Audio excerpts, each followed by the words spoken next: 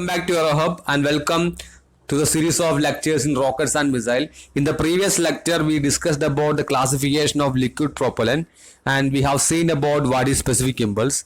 And in this lecture, you will see more about what is specific impulse in detail.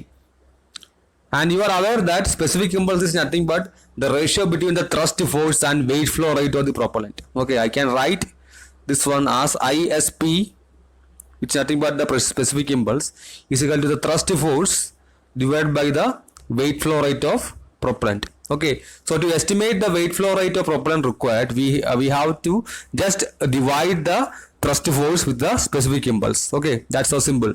And when the specific impulse is really high, that indicates that the thrust force is really high and the weight flow rate is very less. Okay, these things you have to remember.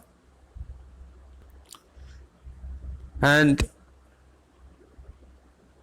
this thrust force will be, this ISP is like gives about the rocket efficiency of the rocket. Okay, it gives more about the efficiency of the rocket, and also it represents the ratio of what we get to the what we spent. Okay, so from the equation I can tell ISP is equal to the thrust force divided by the weight flow rate of the propellant. So the thrust force is the nothing but the momentum thrust, that is what we got after spending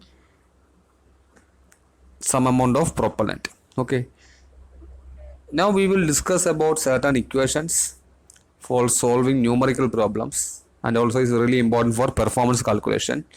And you are aware that the thrust equation is equal to m dot VE, this is the momentum thrust, plus PE minus P naught into the exit area.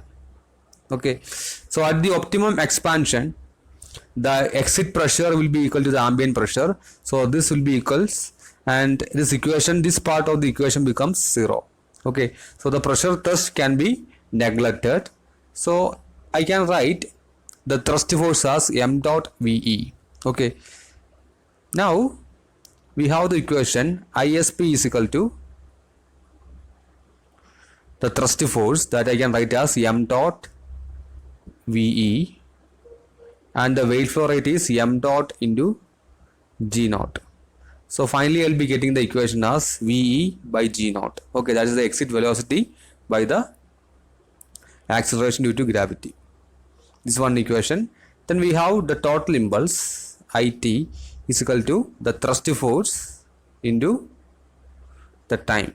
Okay, this is the total impulse of the rocket.